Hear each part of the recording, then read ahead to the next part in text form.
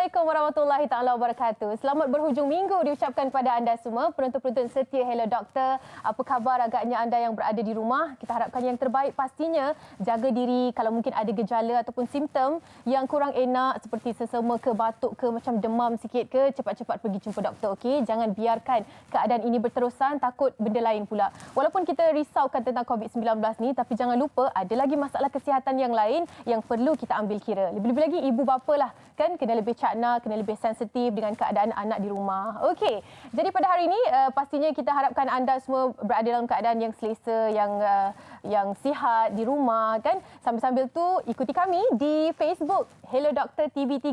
Tu Facebook baru kami. Jangan lupa untuk ikuti sekarang sebab kalau nampak poster pada hari ini anda tahu tentang topiknya.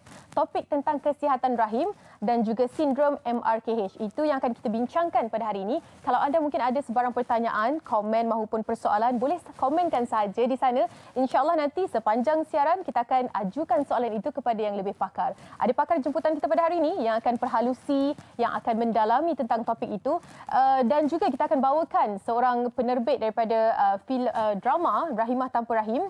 Drama ini cukup memberi kesedaran kepada kita semua yang tentang sindrom MRKH ini sebenarnya bagaimana, apakah situasi yang dilalui. Begitu juga kita akan bawakan seorang individu yang alaminya sendiri, saya panggil wanita istimewa. Wanita istimewa ini mereka ada satu pengasas kumpulan lah ya, yang mempunyai sindrom MRKH ini, dan apa yang dikabarkan oleh ataupun apa yang dikongsikan oleh beliau itu begitu mendapat perhatian. Itu juga yang akan kita bawakan pada hari ini. Jadi 3 tetamu maya kita yang akan berkongsikan tentang kesihatan rahim yang pastinya menjadi sedikit kurang kesedaran lah. Sebab adakah kita sendiri sebagai wanita, walaupun hari ini topik tentang wanita, tetapi tidak bermakna ayah maupun si suami maupun si bapa tidak perlu menyaksikan, tidak perlu mengetahui tentang topik pada hari ini, kerana ianya penting untuk anda, peranan anda sebagai individu yang akan berdepan dengan wanita. Okey? Situasi yang akan dialami hanyalah wanita saja. Masalah kesihatan rahim, apakah antaranya mungkin fibroid, mungkin keadaan yang kanser cervix dan sebagainya. Adakah itu memberi pengaruh kepada gaya hidup kita ataupun cara kita melakukan kerja-kerja harian, ataupun adakah ianya hanya akan menyerang mereka yang dah pernah bersalin, ataupun bukan, ataupun keadaan itu boleh berlaku pada setiap wanita, dalam kalangan wanita. Itu yang akan kita bincangkan pada hari ini. Jadi jangan melengahkan masa lagi. Mungkin ini adalah masanya anda untuk tinggalkan sebarang komen, pesanan. Saya juga ada membuat muat naik tentang perkara ini. Ramai juga yang beri respon. Ramai juga yang berceritakan tentang pengalaman mereka tentang keadaan ini. Lebih-lebih lagi tentang sindrom MRKH. Kalau mungkin tidak adanya drama Rahimah Tanpa Rahim itu yang menceritakan tentang keadaan ini, kita hampir lupa tentang berlakunya sindrom ini dalam kalangan wanita. 1 dalam 4,500 wanita tentang sindrom MRKH ini akan berlaku kepada individu tersebut. Itu statistik yang ataupun ratio yang dikatakan dalam kalangan kita di dunia. Tetapi untuk di Malaysia hampir 3,000 wanita yang melalui situasi ini, iaitu sindrom MRKH. Kita akan bincangkan, kita akan tahu apakah pengalaman sebenarnya yang dilalui oleh wanita tersebut. Sebelum tu kita nak anda saksikan dahulu yang kita sediakan bingkisan special bingkisan ini yang disediakan untuk anda semua untuk mengetahui apakah topik kita pada hari ini tentang kesihatan rahim. Ayuh kita saksikan. Rahim ialah lambang kewanitaan yang perlu sentiasa dijaga. Namun, ia juga tidak terlepas daripada masalah kesihatan yang boleh memberi kesan kepada peluang seseorang wanita untuk mengandung. Antara yang kerap berlaku ialah ketumbuhan seperti fibroid. Ia boleh tumbuh di dalam atau pada rahim. Meskipun fibroid jarang bertukar menjadi kanser, ia boleh menyebabkan kesakitan dan menyukarkan proses hamil. Endometriosis juga ialah ketumbuhan bukan kanser yang boleh berlaku pada kaum wanita, iaitu apabila sebahagian lapisan tisu dalam rahim ditemui di bahagian lain seperti ovari dan otot ligamen posterior yang menyokong rahim. Sekiranya mengalami kanser rahim, lazimnya penyakit ini akan menunjukkan simptom awal seperti pendarahan yang tidak normal. Sekiranya kanser dikesan awal, pembedahan boleh dijalankan bagi membuang sebahagian rahim dan meningkatkan peluang pesakit untuk pulih. masalah kesihatan yang berkaitan dengan rahim yang kita perlu tahu. Adakah anda sebagai seorang wanita, anda cakna dengan keadaan ini? Itu persoalannya. Dan mungkin kita patut berterima kasih dengan teknologi sekarang kerana pelbagai ujian saringan yang diadakan berikutan dengan teknologi yang berkembang maju. Ada ujian pap smear, ultrasound dan sebagainya yang membolehkan kita mengetahui situasi sebenar kita. Seperti sindrom MRKH, tidak ada yang mengetahuinya pada peringkat awal. Hanyalah tahu apabila individu itu pada usia 16 tahun yang tidak mengalami keadaan ataupun fitrah seorang wanita iaitu datang haid dan sebagainya. Itu barulah permulaannya bagaimana mereka mengetahui tentang sindrom MRKH. Begitulah pentingnya kenapa kita perlu cakna dengan keadaan itu kerana ianya adalah satu penyakit ataupun yang keadaan situasi yang kita tidak dapat kesan jika tidak berlakunya saringan ataupun ujian yang dilakukan. Seperti yang wanita lepas bersalin disarankan untuk melakukan ujian pap smear dan sebagainya. Ini juga menyumbang kepada peratusan penurunan kanser cervix dan sebagainya. Okey. Jadi itu yang akan kita bincangkan pada hari ini. Kepada anda semua jangan lupa untuk ikuti kami di Facebook Hello Dr. TB3. HELO Dr. TB3. Pastikan anda eja yang betul untuk mengikuti kami. Itu adalah Facebook baru kami. Pelbagai topik mingguan yang kita muat naik di sana yang memberikan komen dan juga mungkin feedback daripada anda juga akan kita ambil. Topik yang ingin anda diutarakan dalam Hello Doktor juga mungkin adalah salah satu idea yang boleh kita ambil nanti, boleh kita perhalusi satu persatu, minta pakar untuk jelaskan apakah persoalan berkaitan dengan kesihatan yang berlaku dalam hidup kita sekeluarga. Okey, jadi kepada anda juga sambil menyaksikan Hello Doktor ini, pastikan anda jaga kesihatan kerana keadaan sekarang ini kita tahu COVID-19 masih lagi melanda Malaysia, masih lagi kita berperang dengan keadaan itu. Ribuan kes dicatatkan pada setiap hari, malah angka kematian mencatatkan 2 angka.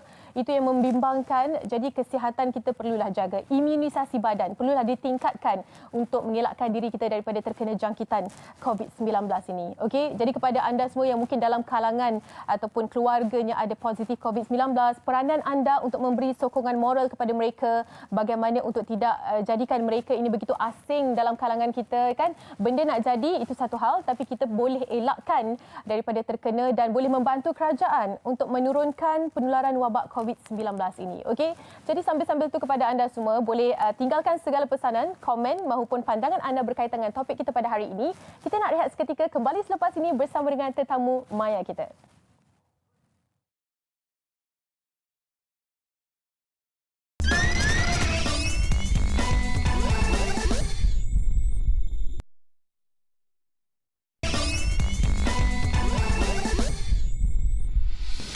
Saya kalau period first day tu memang akan heavy flow, and then saya memang akan ada period pain first day.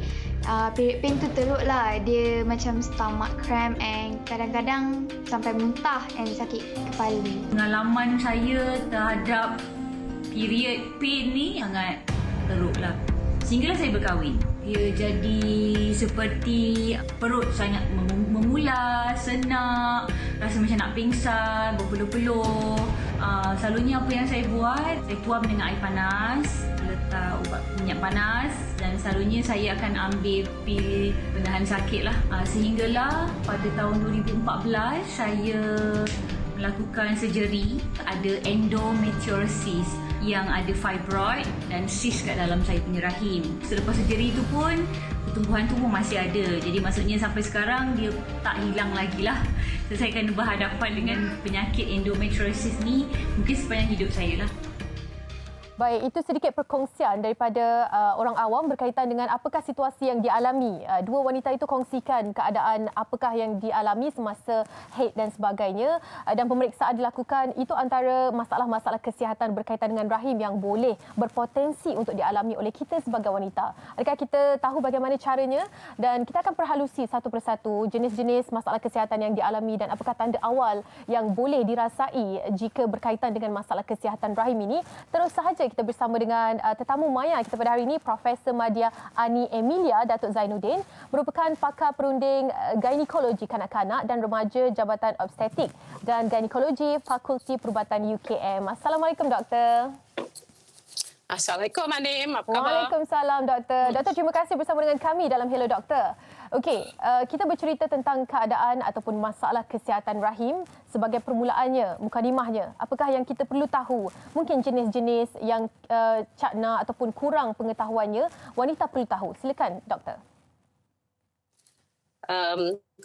So kalau kita nak tahu dari segi kesihatan rahim, maksudnya kita kena tahu, kita tengok bila kita mula dapat haid kita lah. Selalu kita dapat haid lebih kurang sama umur dengan ibu kita, saudara kandung perempuan kita. Kalau umur dah melebihi 15 tahun masih tak dapat haid lagi, perlu jumpa doktor lah untuk mendapat nasihat, untuk diperiksa. Kemudian kalau kita dapat haid secara normal setiap bulan, insya-Allah itu maksudnya rahim kita dalam keadaan sihat. Tetapi jika ada masalah seperti senggugut, seperti pendarahan haid yang banyak, ya, yang berpanjangan, itu adalah salah satu tandalah gejala yang kita mengalami masalah kesihatan rahim. Baik. Ada situasi sebelum berkahwin lain, selepas berkahwin dan selepas melahirkan situasinya juga berbeza. Adakah yang dihuraikan oleh doktor tadi memberi impak kepada kedua-dua keadaan ini ataupun ianya memberikan situasi yang berbeza? Ramai daripada pesakit saya, dia kata bila lepas berkahwin, lepas bersalin, selalunya senggugutnya lebih baiklah, kurang, ya. Okay. Tapi macam mungkin bila lepas bersalin tu saluran tu lebih terbuka ke, ya, ataupun waktu sebelum kahwin tu dia punya senggugut primary dysmenorrhea tu ketara sikit ke, ya. Tapi macam kalau setengah wanita dia mengalami masalah endometriosis, maksudnya senggugut yang menyebabkan senggugut yang teruk, kan. So bila so yang ni boleh menyebabkan susah nak dapat mengandung juga. Tapi bila berjaya mengandung, disebabkan dia bila tidak ada haid ni, dia mengubati penyakit endometriosis ni untuk sementara waktu. Dia kadang-kadang lepas tu dia punya senggugut semakin kurang. Okay. Dan masalah-masalah kesihatan rahim yang lain termasuklah fibroid, ya, iaitu ketumbuhan otot dinding rahim, dan of course masalah-masalah seperti kanser rahim, and then masalah seperti adenomyosis, iaitu endometriosis yang ada di dalam otot rahim, dan juga wanita yang selalunya berlaku pada wanita yang selepas menopause, kadang-kadang rahim dia terkeluarlah, rahim jatuh, kita katakan. Dan itu antara masalah-masalah rahim. Of course, sebab saya pakar kanak-kanak, gynecology kanak-kanak dan remaja, kita jumpa kanak-kanak remaja yang mengalami haid dari segi kitaran haid yang tak menentu. Ada juga yang mengalami haid, senggugut, sakit perut yang ketara. Dan bila kita periksa, rupa-rupanya diorang ada rahim yang tak normal. Di mana tidak ada pangkal rahim, jadi darah haid tu berkumpul di dalam ruang rahim tu dan tidak ada jalan keluar. Ini menyebabkan kesakitan yang amat sangatlah bila dia datang bulan tu. Okey doktor, selain daripada mungkin kitaran haid yang tidak sempurna, tidak sama seperti wanita lain, apakah cara-cara lain untuk kita mengenal pasti kita ada masalah kesihatan berkaitan dengan rahim? Mungkin masalah kesihatan yang boleh dilakukan hanyalah dengan ujian saringan sahaja boleh kenal pasti masalah itu berlaku. Silakan doktor. Kalau kita sarankan buat pap smear lah. Pap smear, kalau wanita itu sudah mengadakan hubungan seksual, dia sepatutnya mengadakan saringan pap smear ni setiap 3 tahun lah, sampai dia umur 65 tahun. Dan of course kita sebagai wanita, kalau kita ada penyakit polycystic ovarian syndrome, kalau kita punya ibu ada penyakit kanser barah rahim, ya, dan kita itu ada faktor genetik jugalah, dan kita perlu mengawasi. Mungkin pergilah jumpa doktor pakar ginekologi ni setahun sekali untuk check up dan sebagainya. Sejauh mana keadaan yang dikatakan dengan masalah rahim ini memberi kaitan dengan genetik, dengan keturunan, dengan apa yang dialami oleh keluarga kita? Adakah peratusannya agak tinggi berlaku dalam kalangan wanita, doktor? Ada juga faktor genetik. Terutama sekali kanser rahim. So kanser rahim kalau ibu bapa kalau ibu kita ada kanser rahim, yang tu kalau dia ada yang tu ada kaitan juga, ada juga faktor genetik kalau ada yang ada kaitan dengan kanser barah payudara dengan barah ovari, dengan barah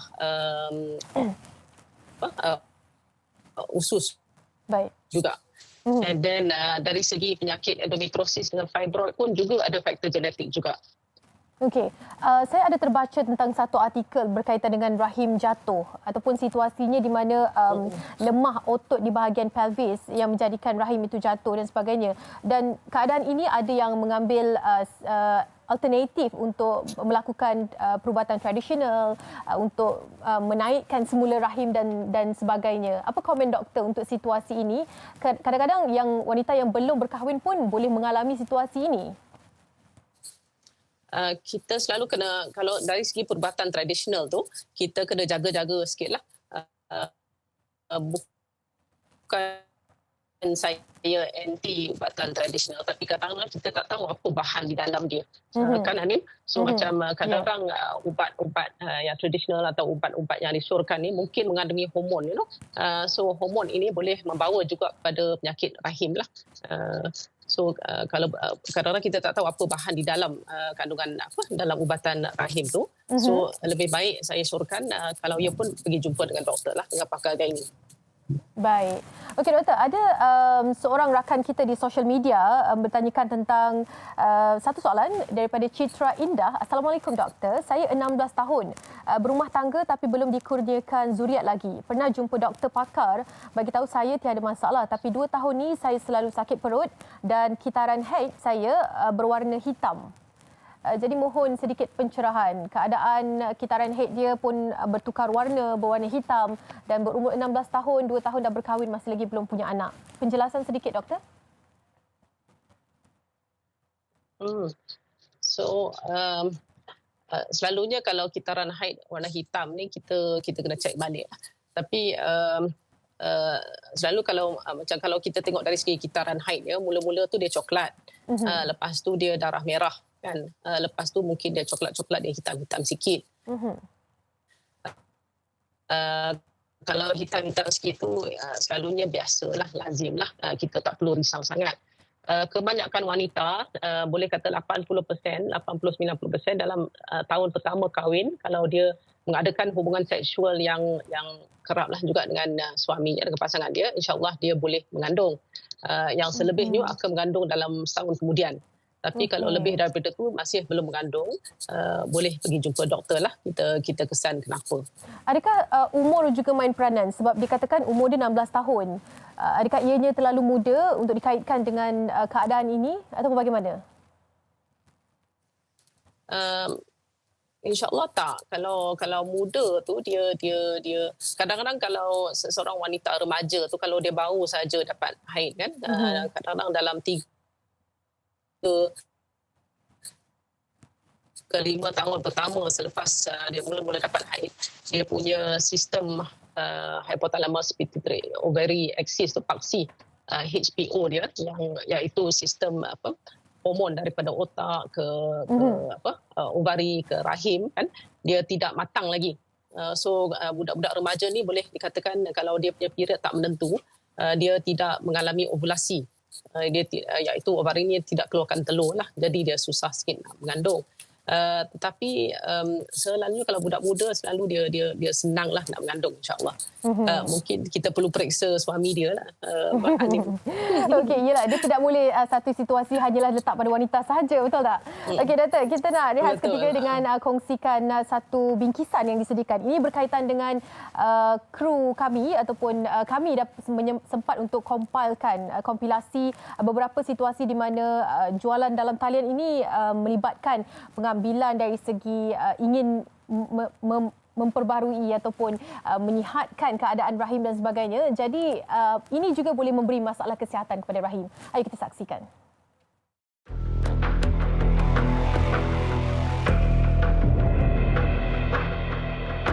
Ramai wanita yang pernah melahirkan anak risau akan masalah kelonggaran pada bahagian intim. Ini bukanlah satu masalah yang baru, namun akibat malu untuk berjumpa dengan doktor, ramai ibu-ibu mengambil jalan singkat. Tidak hairanlah lambakan iklan ubat mengetatkan vagina semakin berluasa di media sosial. Jamu, kapsul, pil ataupun alat yang dimasukkan secara terus ke dalam faraj kini menjadi pilihan. Kru Hello Doktor menemu bual menerusi talian telefon individu yang merupakan mangsa penipuan produk kesihatan di media sosial ini. Ia ada terbaca di blog Puan Shima mengenai masalah yang dihadapi oleh Puan Shima sendiri setelah menggunakan produk yang dijual secara online. Mungkin Puan Shima boleh kongsikan sedikit apa masalah yang timbul setelah menggunakan produk tersebut. Selepas bersalin, saya alami masalah rahim longgar dan tidak ketat. Masalah ni sering mengganggu hidup saya dan saya nekat untuk ambil satu produk ni yang dijual di media sosial. Katanya untuk naikkan rahim. Makin hari saya rasa badan saya tak sedap dan mula rasa tak sihat.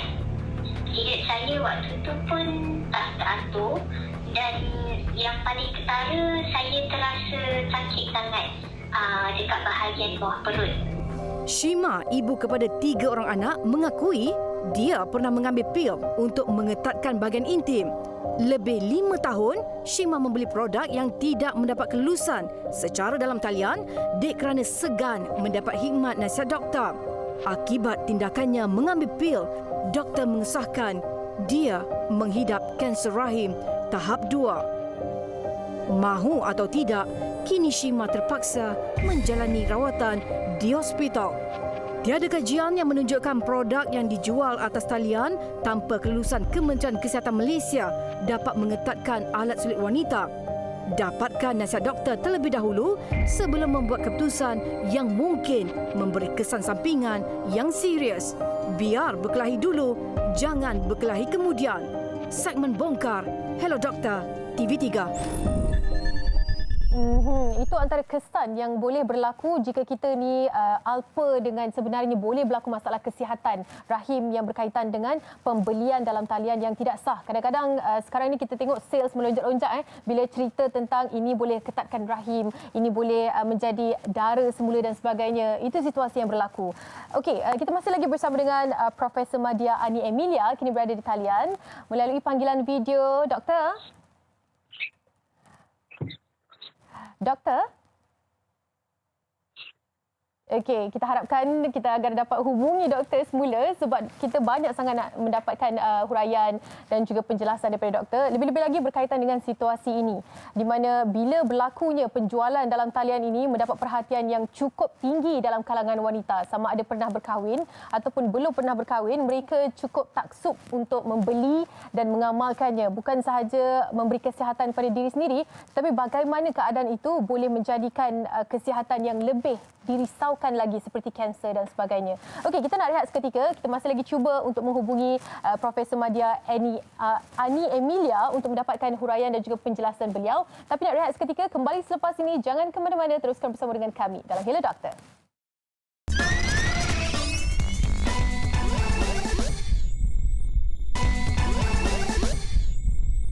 Untuk ujian ultrasound rahimah tadi, dan kita dah buat a few times sebenarnya, kita cuma nampak ovary dan tiub sahaja.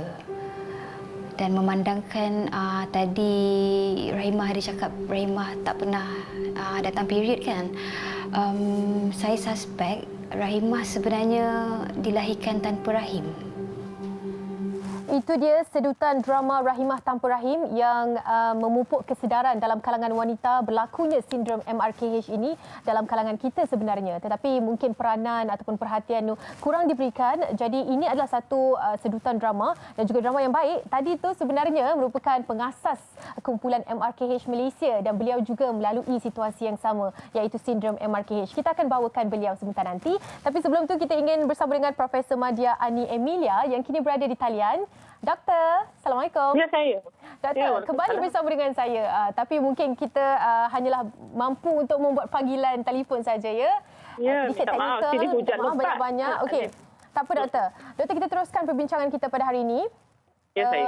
Soalan saya yang seterusnya adalah berkaitan dengan rahim terbalik.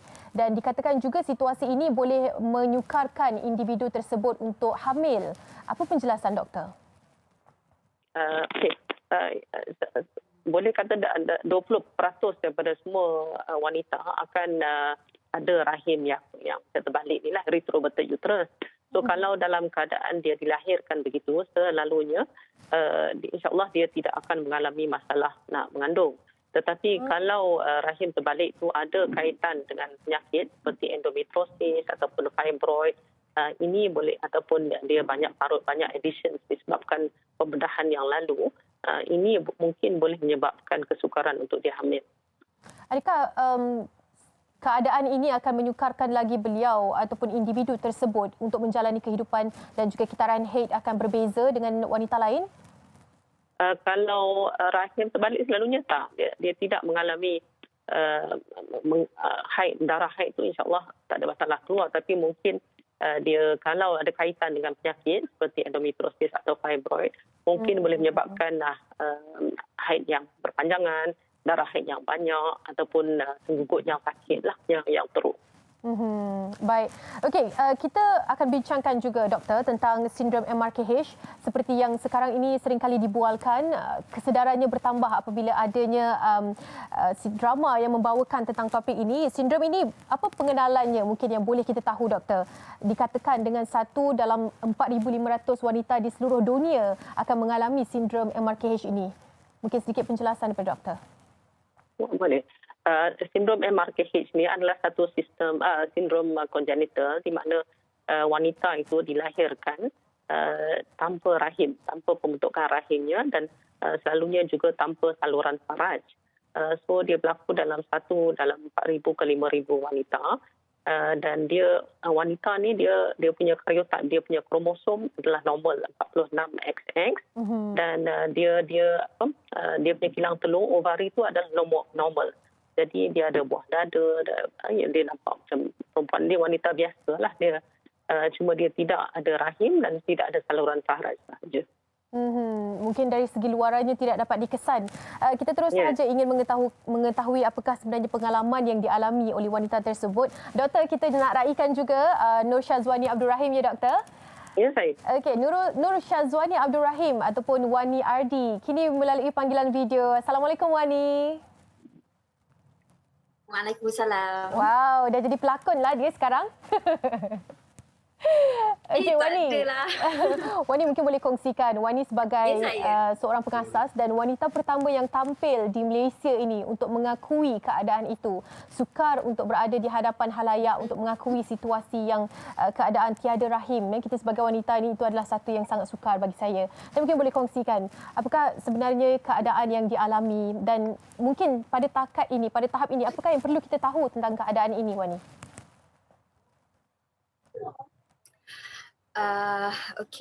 Buat masa ini apa yang saya selalu tegaskan kepada orang ramai ialah early diagnosis ataupun diagnosis awal. Maksudnya kalau dah di umur 15-16 tahun masih tak ada darah haid, cepat-cepatlah berjumpa dengan doktor. Benda ni mungkin nampak macam common sense, benda yang mestilah semua orang akan buat, tapi tak. Kenapa? Sebab stigma kita sangat tebal. Kita sangat takut dan malu dengan keadaan kita dan disebabkan ini ramai yang tidak berjumpa dengan doktor. Okey, adakah ini akan mengakibatkan, sebab saya ada terbaca satu artikel di mana Wani pernah mengakui yang masa kecil-kecil dahulu rasa macam berbeza dengan kanak-kanak yang lain, selalu sakit dan sebagainya. Selepas didiagnos, selepas tahu yang keadaan sebenar, adakah keadaan yang selalu sakit itu masih lagi berlaku? ataupun bagaimana Wani? Sepanjang saya membesar, saya beberapa kali masuk ward disebabkan ada masalah dengan kencing, buah pinggang dan sebagainya. Tapi sampai dah habis PM, bila dah diagnose saya sebagai menghidap sindrom MRKH, baru saya faham kenapa saya ada masalah tu. Dan selepas didiagnose tu baru saya tahu macam mana saya nak jaga pemakanan saya. Sebab bila kita dah tahu nama, apa orang cakap, nama sindrom tu kan, kita dah boleh study sendiri, kita boleh educate diri kita sendiri macam mana nak jaga buah pinggang kita, bunyi kencing kita dan sebagainya. Tapi masa mula dapat tahu tu, of course lah kita tak rasa best. Yelah, sebab betul. sebagai seorang remaja, kita nak sama macam kawan yang lain kan. Apa yang kawan-kawan ada, kita pun nak ada juga. Termasuklah darah haid. Bunyinya mungkinlah macam sil, tapi as a teenager kan, kita nak fit in je. Kita tak nak jadi lain daripada yang lain. Kita tak nak jadi unik. Kita nak jadi sama macam kawan-kawan. Jadi perasaan saya masa tu, dia lebih kepada perasaan isolated, terpencil. Rasa berbeza, rasa sedih, of course ada sedih, dan rasa macam saya terpaksa mematangkan diri lebih cepat daripada kawan-kawan saya yang lain, sebab kawan-kawan yang lain akan risau tentang nak study mana lepas ni, risau tentang nak kerja ke nak apa kan. Tapi saya terpaksa, I cannot help it, but akan terfikir bab saya akan berkeluarga ke, saya akan dapat rasa jadi ibu ke, macam tu. Wani, keadaan yang terjadi juga, satu situasi di mana saya lebih terbuka di sini ada yang mengatakan mengambil kesempatan situasi sindrom MRKH ini untuk dijadikan sebagai wanita kedua dalam hidup mereka, untuk hanyalah melepaskan nafsu kerana tahu wanita ini tidak akan ada komitmen selanjutnya, tidak akan mengandung, tidak akan melahirkan. Jadi itu juga yang diambil kesempatan oleh setengah lelaki di luar sana. Keadaan ini yang sebenarnya mewujudkan kumpulan MRKH Malaysia untuk saling bagi support dan sebagainya. Mungkin Wani nak kongsikan lebih lanjut. Ya, sebagai wanita MRKH, cabaran hidup kami ada pelbagai, dan kami perlukan support each other. Peer support tu kami perlukan. Of course kita ada support dari ibu bapa, dari kawan-kawan, dari doktor, tapi dia tak sama dengan support sama-sama rakan senasib ni. Sebab betul, kita je yang faham merasai perasaan kita, sesama kita. Dan betul. Dan cabaran yang kita hadapi tu dari segi macam Hanim cakap tadi, ada orang luar nak ambil kesempatan, dan kalau tak itu pun kita ada cabaran dari segi bila nak bagi tahu kawan lelaki, macam mana nak bagi tahu, macam mana nak bagi tahu bakal mertua, macam mana nak cerita dekat kawan-kawan yang duduk serumah kita tak pernah uzur, tak boleh puasa kan, tak pernah beli tuala wanita, dan bila dah kahwin tak pernah ada anak, macam mana nak jawab benda macam tu, macam mana nak discuss dengan suami. Ini benda yang rakan-rakan senasib yang akan berbincang dan support each other. Dalam kumpulan MRKH ni lebih kurang berapa ribu mereka yang bersama-sama dengan Wani setakat ini? Sebenarnya tak sampai 1,000 lagi. Tak sampai 1,000 lagi. Kita masih baru. Kita start tahun 2014. Dari 2 orang, sekarang kita ada hampir 200 orang.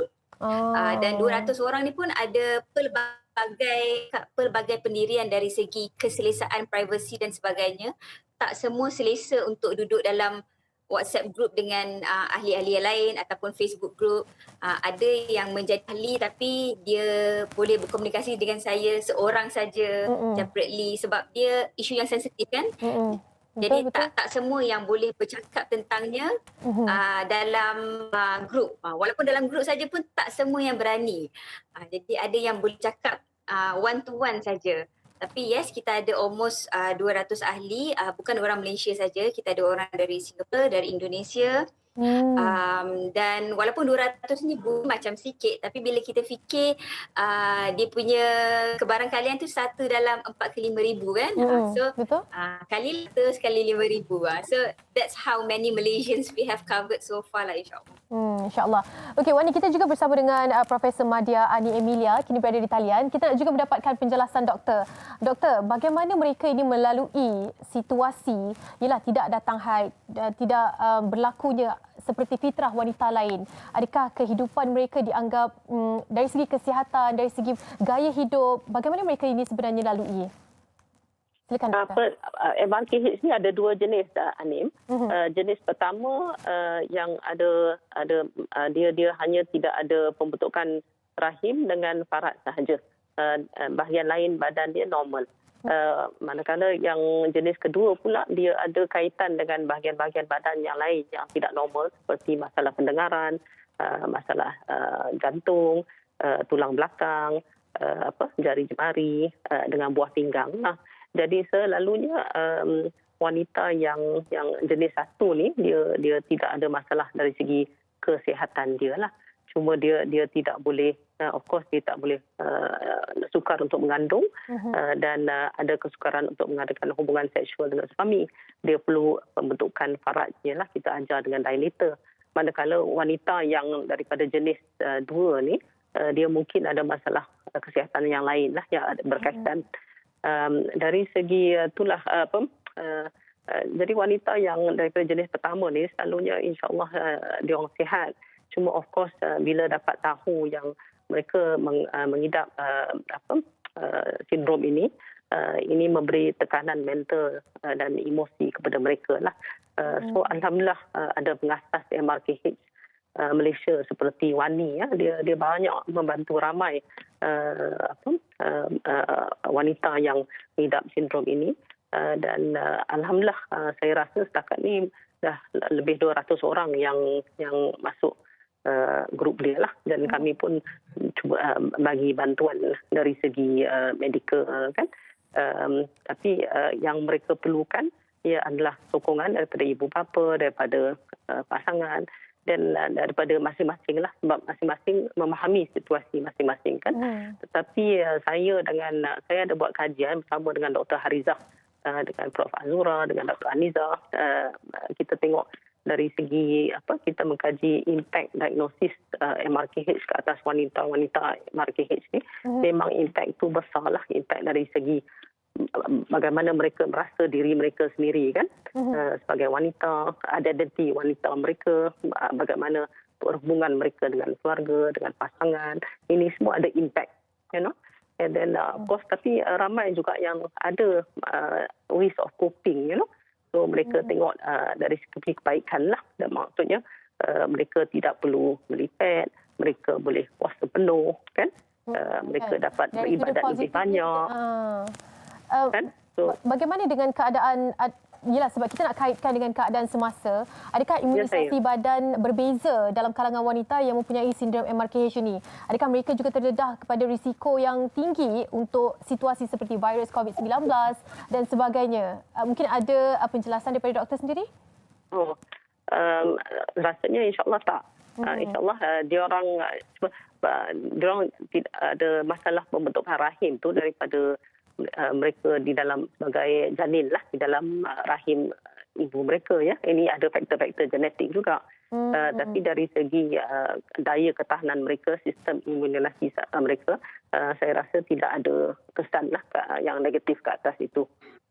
Baik. Okey, doktor, kita nak rehat seketika. Wani, kita nak rehat sekejap dan kumpulkan juga soalan-soalan daripada penonton. Selepas ini kita akan bersama dengan doktor dan juga Wani.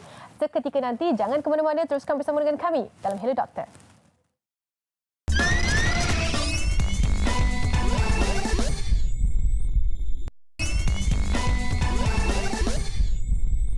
Masih lagi bersama dengan kami dalam Hello Doktor dan pastinya anda ada kirimkan persoalan dan juga pertanyaan di sosial media kami. Terima kasih banyak-banyak bagi yang belum ikuti kami dalam Hello Doktor TV3 Facebook kami. Ikuti sekarang. Okey, minggu depan punya topik kita akan bawakan di sana. Okey, kita bercerita tentang kesihatan rahim dari awal tadi sehingga ke sebentar tadi. Kita dah ceritakan tentang tanda-tanda awal, apakah yang boleh dikesan dan keadaan sindrom MRKH. Sebelum itu, perbincangan akan diteruskan dengan bagaimana juga penerbit drama Rahimah Tanpa Rahim ini menghasilkan satu naskah, dan apakah yang dilakukan oleh beliau, apakah yang dikaji oleh beliau untuk menghasilkan sebuah drama yang memberi kesan. Sebelum itu kita nak kongsikan kepada anda seperti biasa kes COVID-19 di Malaysia. 3,731 kes mencatatkan kes baharu. Kes sembuh baharu juga tinggi, 3,369. Selain daripada itu, kes kematian baru yang dicatatkan adalah 15. Dua angka kematian dicatatkan menjadikan jumlah kematian 872. Perhatikan kepada jumlah kes keseluruhan yang mencatatkan 242,452 kes. Jumlah kes aktif semakin lama semakin meningkat, 51,241. Belum lagi kita cerita tentang kluster baharu yang berlaku dan juga kes-kes yang belum lagi dilakukan saringan ujian. Kita harapkan yang terbaik, jaga SOP anda di mana sahaja anda berada, kekalkan kawalan kendiri. Walaupun kita katakan vaksin akan kita terima pada akhir Februari ini, tapi itu bukan penghujungnya. Yang paling penting adalah kita sendiri jaga SOP kita dan juga kawalan kendiri kita. Baik. Seperti yang dijanjikan, kita akan bersama dengan Jalina Rejab selaku penerbit drama Rahimah Tanpa Rahim yang telah pun melakukan kajian, yang telah pun mengetahui keadaan sindrom MRKH ini dan memberi kesedaran dalam bentuk naskah drama. Ayo kita bersama dengan Jalina Rejab, kini berada di talian. Hello, Assalamualaikum. Waalaikumsalam. Apa khabar? Baik. Kalau di luar TV bolehlah panggil Kak Jai kan? Tapi kita panggil Jai je lah. Boleh je. Okay. Kita tahu naskah Rahimah Tanpa Rahim ni dapat perhatian yang ramai. Kalau kita yang sebelum ini mungkin dah terlupa tentang sindrom MRKH ini, Jai memberikan kesedaran semula kepada wanita dan apakah yang dilalui oleh wanita tersebut dalam bentuk drama. Tapi sebelum penghasilan, bagaimana tercetusnya idea untuk mengembalikan keadaan ini supaya mendapat kesedaran umum? Mungkin boleh kongsi. Okey, sebenarnya macam ni. Cerita ni sebenarnya adalah idea asal daripada seorang penulis skrip saya. Dia seorang Chinese man. Tapi dia banyak melahirkan naskah-naskah untuk drama Melayu. Tapi pada asalnya, cerita dia hanya berkenaan tentang wanita yang tak datang haid. Itu saja. Tapi bila kita hantar proposal ni kepada TV3 yang come up dengan idea untuk kita memperluaskan pengetahuan tentang MRKH ni. So masa tu I rasa Wani punya isu tengah viral, tak salah I lah. So dari situ yang kita get to know Wani. So I pun dari situ I berkenalan dengan Wani bersama dengan I punya penulis skrip Lo. So kita pun dari situ kita memperkembangkan lagi cerita kita tentang wanita yang tidak ada rahim. Daripada satu isu saja dan kita bawa kepada isu wanita yang tak ada rahim lah. Dan dari situ saya get to know Wani, saya banyak benda yang saya sendiri pun tak tahu sebenarnya tentang MRKH ni. Dan bila saya berkenalan dengan Wani, Wani banyak bagi saya input lah.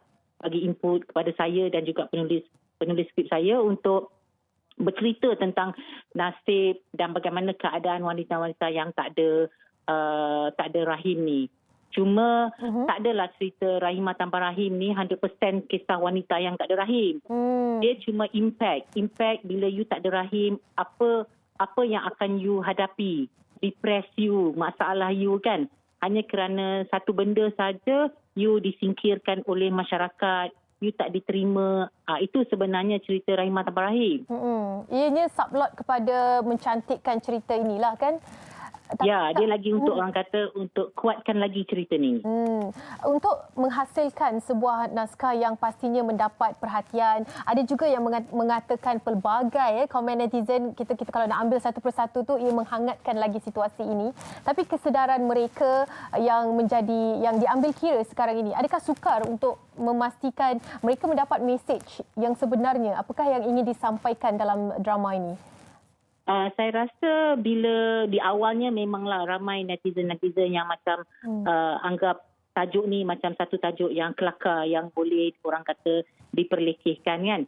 Tapi bila kita dah nak masuk episod yang ke-12 ni, so netizen dan juga orang kata penggemar kepada drama Rahimah Tanpa Rahim ni, mereka dapat tahu dan merasai sendiri macam mana perasaan mereka-mereka yang tidak mempunyai rahim.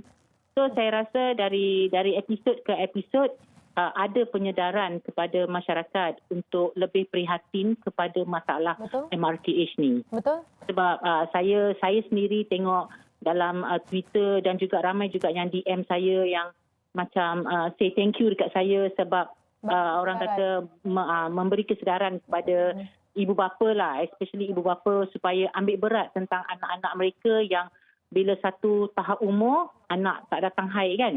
So benda ni kita kena pergi check, kita jangan orang kata ambil sambil lewa. So kita kena ambil berat lah. So saya rasa kesedaran ada di sini di mana ramai jugalah yang bercakap bersembang dengan saya pasal isu ni. Baik. Terima kasih banyak-banyak. Satunya di atas perkongsian naskah yang cukup memberi kesedaran itu. Dan satu lagi bersama dengan kami dalam Hello Doktor. Terima kasih Jai. Assalamualaikum. Okey, terima kasih. Waalaikumsalam. Itu dia Jalina Rajab selaku penerbit drama Rahimah Tanpa Rahim. Kalau nak cerita tentang artikel yang nak dibaca ataupun keadaan kesihatan sukar untuk kita faham. Tapi bila dijadikan sebuah naskah dalam drama pula tu dengan pelakon-pelakon yang hebat-hebat, pastinya lagi mudah untuk kita memahami tentang situasi ini dan memberi kesedaran kepada kita semua. Okey, kita terus sahaja bersama dengan doktor untuk soalan yang terakhir ini. Okey, kita nak kongsikan salah seorang daripada rakan kita di sosial media ada bertanyakan, doktor, boleh dengar saya ya? Okey doktor dengar saya? Ya, saya dengar. Okey doktor, ada soalan doktor. Ini daripada Bukit Waris Kasih.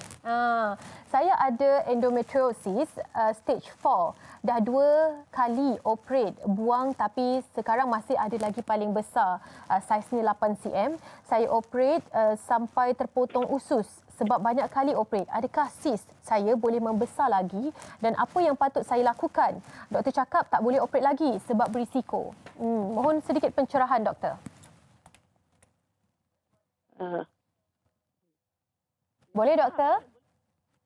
Boleh cakap balik tak? Okey, saya ulang semula ya.